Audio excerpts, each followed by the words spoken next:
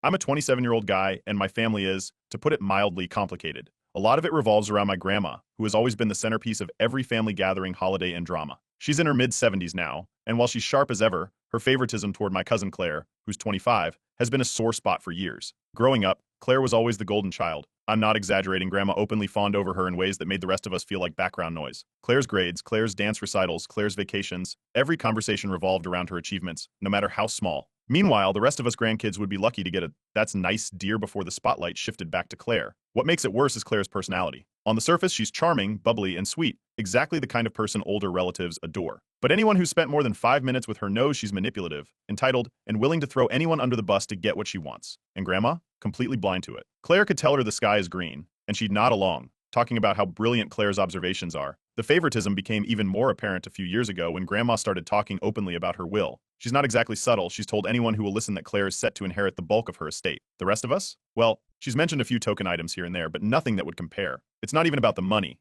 Okay, maybe a little, but more about the blatant favoritism. It's like a neon sign flashing, Claire matters more. Things came to a head recently when Grandma announced she was hosting a big family gathering. She said it was a chance for all of us to reconnect, but we all knew it was another opportunity for Claire to soak up attention. Still, I decided to go because, despite everything, I love my grandma. Plus, I figured it couldn't hurt to put in an appearance, eat some good food, and avoid giving Claire more ammunition to paint me as the jealous cousin. About a week before the gathering, though, things took a turn. Grandma called me out of the blue, and I could tell right away she was upset. She accused me of spreading rumors about Claire to the rest of the family. I was completely blindsided. I hadn't said a word about Claire to anyone, let alone spread rumors. When I asked her where she got that idea, she said Claire told her. Apparently, Claire had been devastated by the things I was supposedly saying and came to Grandma in tears. I tried to defend myself, but Grandma wasn't having it. She told me she was disappointed in me and hung up before I could get a word in edgewise. It was infuriating. Not only was I being accused of something I didn't do, but Claire's lies were already causing a rift in the family. My mom called me later, saying she'd heard about the drama and asking if I really said anything about Claire. It took me an hour to convince her I hadn't. That's when I realized I couldn't just let this slide. Claire had been pulling these stunts for years, but this was the first time she'd outright lied about me in a way that could damage my relationship with Grandma. I started going through old messages and memories, trying to piece together a pattern of Claire's behavior. I remembered an incident from a few months ago when Claire had exaggerated a story about one of our other cousins to make herself look better. At the time, I hadn't thought much of it, but now it seemed like part of a larger pattern. I wasn't alone in this. My younger sister, who's always had my back, immediately believed me when I told her what happened. She's seen firsthand how Claire operates and agreed to help me gather evidence. Together, we started reaching out to other family members, casually asking about their experiences with Claire. It didn't take long to hear some familiar stories, small lies, manipulations, and a lot of playing the victim. The family group chat was already tense in the lead up to the gathering. Claire, ever the performer, posted a long message about how much she loved her family and how hurtful it was when people didn't support each other. She didn't name names, but it was obvious she was talking about me. Some family members chimed in with supportive comments while others stayed quiet. It was clear that lines were being drawn. By the time the day of the gathering arrived, I was on edge. Claire, of course, acted like nothing was wrong, laughing and chatting with everyone, as if she hadn't just thrown me under the bus. Grandma, however, seemed distant. She gave me a curt hello and spent most of her time doting on Claire. My sister and I exchanged a look. We both knew the tension was going to explode sooner or later. The bomb finally dropped later that evening when one of our cousins pulled me aside.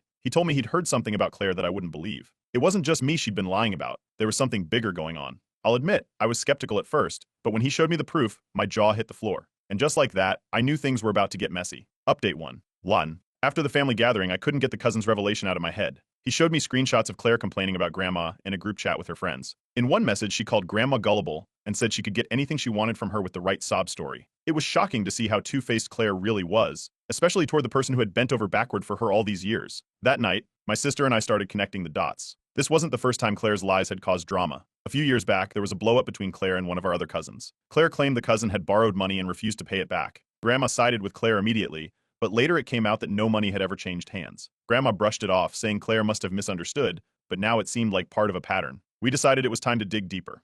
My sister went through old group chats, while I combed through texts and emails. It didn't take long to find proof that Claire had been stirring the pot for years. One message, in particular, stood out. Claire had told Grandma that I was jealous of her and trying to turn the family against her. That was around the same time Grandma had called me disappointing. Everything started to click into place. The next day, a surprising ally came forward. My aunt, who had always seemed to be on Claire's side, called me. She told me she'd noticed Claire's manipulative behavior but hadn't wanted to rock the boat. Apparently, Claire had pulled a similar stunt with her last year, blaming her for something she didn't do. My aunt said she was tired of keeping quiet and offered to back me up if things came to a head. Feeling a little more confident, I decided to confront Claire directly. I waited until she was alone and asked her why she had lied to Grandma about me. Predictably, she played dumb, insisting she didn't know what I was talking about. When I pressed her, she accused me of twisting her words and said I was bitter because Grandma liked her more.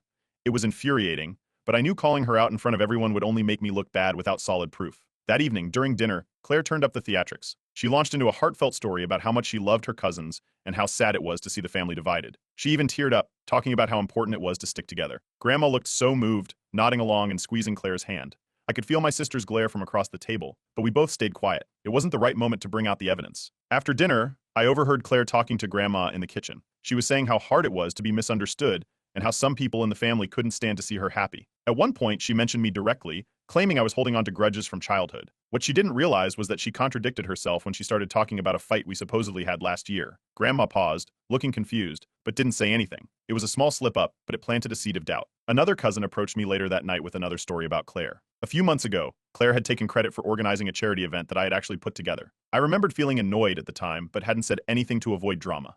Now it just felt like more proof of how far she was willing to go to shine in Grandma's eyes. That night, I sat down with my sister to organize everything we'd found. We created a timeline of events, listing every instance we could think of where Claire had lied, exaggerated, or manipulated someone in the family. It was a lot. My sister suggested we share it at the next family gathering, but I wasn't sure. Grandma's health wasn't great, and I didn't want to stress her out. The tipping point came when Claire posted a vague but pointed message in the family group chat. She wrote about how exhausting it was to deal with toxic people who were trying to tear the family apart. It was clear she was talking about me. Several family members chimed in with supportive comments while others stayed quiet. My sister urged me to share the evidence, but I hesitated. I wanted to do this the right way. The next morning, I got a call from Grandma. She sounded hesitant but asked if there was something I wanted to tell her. Apparently, she had been hearing things and wanted to know my side of the story. It was clear Claire's smear campaign was starting to unravel, but I wasn't sure if Grandma was ready to hear the full truth. Something told me this was just the beginning. Update 2. When Grandma called, her tone was calm but distant. She wanted to know if there was something I needed to clear up. It was obvious Claire had been feeding her more lies, and while I didn't want to stress Grandma, I couldn't stay silent either. I kept my response measured, hinting that Claire's claims weren't accurate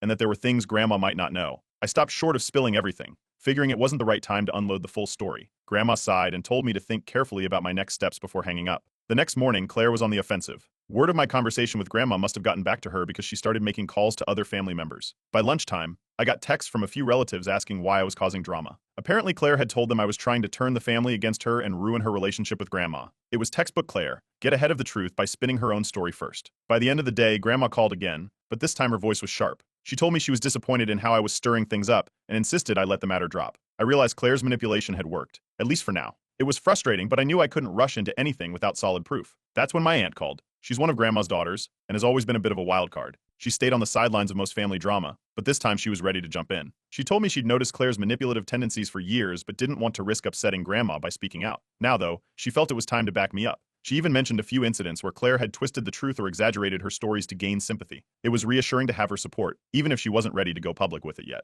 Despite the support, I was starting to feel the weight of everything. The constant accusations, the family taking sides, it was overwhelming. At one point, I considered just letting it go. My sister, however, wasn't having it. She reminded me of how often Claire had gotten away with things at my expense. She refused to let me back down, saying it was time someone held Claire accountable. As if on cue, Claire escalated. She started telling people I was trying to steal Grandma's inheritance. The claim was ridiculous, but it hit a nerve with some relatives who didn't know the full story. The family group chat exploded. Some cousins defended Claire, saying she'd always been kind-hearted and just misunderstood. Others stayed quiet, clearly unsure of where to stand. My sister urged me to drop some of the evidence we'd collected to shut down Claire's lies. So I did. I posted screenshots in the group chat, starting with the messages where Claire had lied about me spreading rumors. I kept it factual, pointing out the contradictions and leaving the rest to speak for itself. The response was immediate. Some family members were shocked and started asking questions. Others, mostly Claire's closest supporters, tried to downplay the evidence, saying it wasn't that serious. Claire herself stayed quiet at first, but when she finally responded, it was clear she was scrambling. She claimed the messages were taken out of context and accused me of being petty. When someone asked her to explain one of the more glaring contradictions, she fumbled, changing the subject and throwing in a vague comment about how families should support each other. It was obvious she didn't have a solid defense. Grandma, however, didn't say a word. Her silence was louder than anything else. The tension in the group chat was palpable, and I knew everyone was waiting to see what she would say. Meanwhile, Claire doubled down on her victim narrative. She posted a long, dramatic message about how hurt she was that her own family was bullying her and how she'd always just wanted to bring everyone together. But this time, Claire's tears didn't have the same effect. Some family members started privately messaging me, sharing their doubts about Claire's innocence. One cousin even admitted they'd seen her twist the truth in the past but hadn't wanted to get involved. Slowly, the tide seemed to be turning. Later that evening, Grandma sent me a private message. She asked if I truly believed Claire would lie to her. It was clear she was starting to question things, even if she wasn't ready to admit it openly. I told her there was more to the story than she realized and offered to talk whenever she was ready. Before I could respond further, something unexpected happened. Another family member, someone I never would have guessed, reached out with a piece of evidence that could change everything. I hadn't even thought to involve this person, but what they had could blow Claire's narrative wide open. And just like that, the game had changed again. Update 3. The unexpected ally turned out to be my younger cousin, Emma. She's always been quiet and stayed out of family drama, so I was surprised when she reached out. What she sent me left no doubt about Claire's true colors. Emma had screenshots of a private group chat where Claire was openly mocking Grandma. In one message, Claire called Grandma gullible and said she was easy to manipulate with the right sob story. Another message bragged about how Grandma never questioned anything Claire told her. It was jaw-dropping to see how little respect Claire had for the one person who had always put her on a pedestal. I shared the screenshots with my sister and our aunt. Both were stunned but agreed it was time to bring everything to light. This wasn't just about me anymore. Claire's behavior was a slap in the face to Grandma and the entire family. Still, we knew we had to tread carefully. If we handled this poorly, it could blow up in our faces. Meanwhile, Claire was on the offensive. She started posting cryptic messages on social media, talking about how family greed was tearing everyone apart. In one post, she said she never imagined being betrayed by those closest to her. While she didn't name anyone directly, it was obvious she was trying to paint herself as the victim again. Some family members liked her posts, while others stayed silent. It was clear the lines were being drawn. At the next family dinner, Claire's usual charm seemed forced. Grandma, who normally doted on her, was noticeably distant. When Claire started her usual dramatic anecdotes, Grandma didn't respond with her usual enthusiasm. My sister took the opportunity to drop a subtle hint, casually mentioning that not everyone always tells the truth about their feelings toward the family. Grandma looked thoughtful, but Claire brushed it off, laughing awkwardly. The tension reached a boiling point when Grandma announced she wanted a family meeting to clear the air. She said she was tired of the whispers and wanted everything out in the open. The meeting was set for the upcoming weekend, and everyone knew it was going to be intense. In the days leading up to the meeting, Claire ramped up her smear campaign. She called family members individually, spinning her version of the story. Some of them called me afterward, confused and asking for my side. It was exhausting, but I stayed calm, telling them the truth and hinting that I had proof to back it up. Slowly, the tide started to turn. Even some of Claire's staunchest supporters began to waver. I spent hours organizing all the evidence I had. I created a timeline of events, listing Claire's lies and manipulative behavior over the years. I included the screenshots from Emma and the text messages I had uncovered. My sister helped me create a clear, concise presentation that left no room for doubt. We knew we had to be ready for anything Claire might throw at us during the meeting. The family group chat became a battleground in the days leading up to the meeting. Claire's supporters grew quieter, while others started asking pointed questions. One cousin outright asked Claire to explain the inconsistencies in her story. Claire dodged the question, responding with a vague comment about how some people couldn't handle her success. It was clear she was losing ground. 2 days before the meeting, Grandma called me again. She sounded tired and frustrated. She asked why I was making such a big deal out of this. I took a deep breath and calmly explained that this wasn't about inheritance or petty jealousy. It was about standing up to Claire's constant manipulation and lies. I reminded her of the times Claire's stories didn't add up and pointed out how much damage her behavior had caused within the family. Grandma was quiet for a moment before admitting she felt caught in the middle. She said she didn't want to believe Claire would lie to her but didn't know what to think anymore. On the day of the meeting, tensions were sky high. Before it started, my sister and I were reviewing the evidence one last time when Claire walked in unexpectedly. She overheard part of our conversation and immediately stormed out, yelling that she had secrets about me that she would reveal if I didn't back off. My sister rolled her eyes, saying it was just another one of Claire's empty threats. But it was clear that things were about to get even messier. As we headed into the meeting, I knew there was no turning back. It was time for the truth to come out no matter the cost. Update 4. The family meeting was held in Grandma's living room, a space that usually felt warm and inviting. This time, the tension was so thick it was almost suffocating. Every chair and sofa cushion was taken, with some relatives standing by the walls. The air was heavy with unspoken words and side glances. Grandma sat at the head of the room, her face a mix of resolve and weariness. The clock struck 3, and Claire was nowhere to be seen. A few murmurs passed around the room before the front door creaked open. Claire made a dramatic entrance, her heels clicking on the wooden floor as she walked in. She scanned the room, then smiled as if she were the star of a play. "I have nothing to hide," she announced, taking a seat directly next to Grandma. A few people exchanged glances, but no one said anything. Grandma gestured for me to start, her eyes heavy with anticipation. I had spent the entire week preparing for this moment. My sister and I had rehearsed exactly how to present the evidence to keep it clear and factual. I began by addressing the accusations Claire had made about me spreading rumors. I showed the group the messages where Claire had claimed I was jealous and trying to turn the family against her. I explained the timeline, pointing out inconsistencies in her stories. Claire didn't stay quiet for long. She cut me off, waving her hand dismissively and saying the messages were taken out of context. She started spinning a tale about how she was just trying to protect the family and accused me of twisting her words. Grandma shifted uncomfortably in her seat, but I kept going. I knew I had to get through this methodically. Then came the bombshell. I held up the screenshots Emma had given me, the ones where Claire called Grandma gullible and bragged about manipulating her. The room went dead silent as I read the messages out loud. Each word felt heavier than the last. When I finished, I looked up to see Grandma clutching the armrest of her chair. Her face was pale, and she seemed to be holding back tears. She turned to Claire and asked, her voice trembling, "Did you really say these things?" Claire froze for a moment, her confident demeanor cracking. Then she burst into tears. She claimed she was venting to her friends and didn't mean any of it.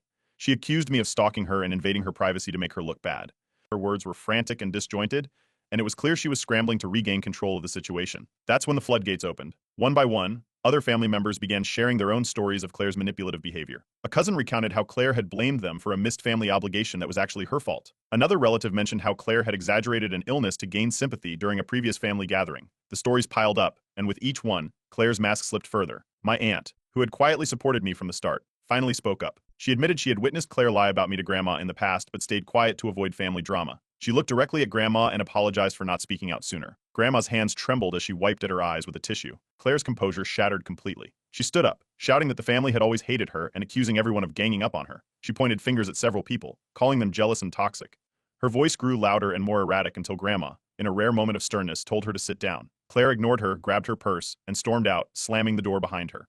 The sound echoed through the house, leaving a stunned silence in its wake. After she left, the family sat in awkward quiet for a moment before Grandma finally spoke. She admitted she felt deeply hurt by Claire's actions and needed time to process everything. She apologized to me privately after the meeting, saying she was wrong to have blindly believed Claire without questioning her stories. It was a moment of validation I hadn't expected but deeply appreciated. Later that night, Grandma hinted she might reconsider how her estate would be divided. She didn't make any promises, but it was clear Claire's hold over her had been shaken. Other family members stayed behind to discuss what had happened. Many admitted they felt guilty for enabling Claire's behavior for so long, saying they had turned a blind eye to avoid conflict. The mood was a strange mix of relief and regret. Just when I thought the drama was over, Claire took to social media. She posted a scathing message about how she had been betrayed by her own family. She accused us of being greedy, toxic, and jealous of her success. At the end of her post, she threatened to reveal dirty family secrets if we didn't watch out. It was clear Claire wasn't going down without a fight. Update 5. After Claire stormed out of the family meeting, she wasted no time taking her grievances to Facebook. Her post was long, dramatic, and full of accusations. She labeled the family toxic, accused me of orchestrating a witch hunt,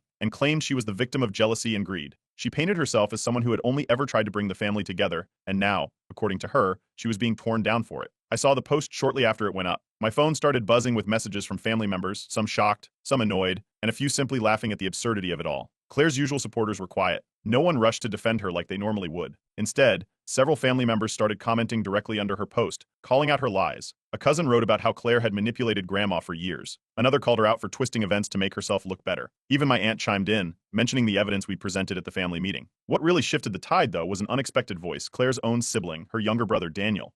Daniel rarely involved himself in family drama, but this time, he broke his silence. In a lengthy comment, he shared his experiences of being manipulated by Claire over the years. He described how she would guilt him into doing things for her and then take all the credit. He even mentioned how she had lied to him about family matters in the past. His words were calm and factual, but they completely dismantled Claire's victim narrative. Claire tried to respond, claiming Daniel was misremembering, and that he didn't understand her struggles. But by that point, it was clear she was grasping at straws. The post, which was meant to rally support for her, had backfired spectacularly. By the next day, Claire had deleted it altogether. In the meantime, Grandma took her own steps to address the situation. She posted a heartfelt message in the family group chat, expressing her disappointment in Claire's behavior. She thanked me and my sister for having the courage to stand up for the truth, even when it wasn't easy. She also acknowledged that she had played a role in enabling Claire's behavior by turning a blind eye to the warning signs over the years. A few days later, Grandma mentioned she had decided to start therapy. She admitted that her favoritism toward Claire had caused a lot of pain within the family and said she wanted to work on repairing those relationships. It was a surprising but welcome step forward. Claire, however, wasn't ready to let go. She called me late one night, her tone completely different from the defiant one she had used at the meeting. This time, she was pleading. She told me her life was falling apart and begged me to fix this. She claimed she was on the verge of losing everything, her job, her friends, even her standing with the family. She asked me to talk to Grandma and smooth things over. I listened, but when she paused, I told her calmly that I couldn't help her. I reminded her that everything happening now was the result of her own actions and that it was time for her to take responsibility. She tried to argue, but I ended the call. It was clear that setting firm boundaries was the only way forward. The next family gathering was noticeably different. Without Claire's presence, the atmosphere was more relaxed. Conversations flowed naturally, and there was a sense of relief in the air. Grandma pulled me aside during the event to let me know she had updated her will. She assured me that the changes were meant to ensure fairness among all the grandchildren, though she didn't go into specifics. As for Claire, she eventually moved away. She cut contact with most of the family and only occasionally posted cryptic messages online about being betrayed by those she thought she could trust. It seemed like she was trying to maintain the image of a wronged victim, but the lack of engagement from the family made it clear that her influence had diminished. In the months that followed, the family began to heal. Grandma worked hard to rebuild her relationships with everyone, and there was a noticeable effort to create a more inclusive and supportive dynamic. My sister and I grew closer with some of the cousins who had once sided with Claire, and even my aunt mentioned feeling a renewed sense of connection with the family. Looking back, standing up to Claire wasn't easy, but it was necessary. Her manipulations had created a toxic environment that affected everyone, even those who didn't realize it at the time. Confronting the truth and setting boundaries helped break that cycle and allowed the family to move forward. If there's one thing I've learned from all of this, it's that sometimes you have to face uncomfortable truths to create positive change. Setting boundaries isn't about being confrontational, it's about protecting yourself and the people you care about. For the first time in years, the family feels like it's in a better place, and I'm grateful to have been part of that change.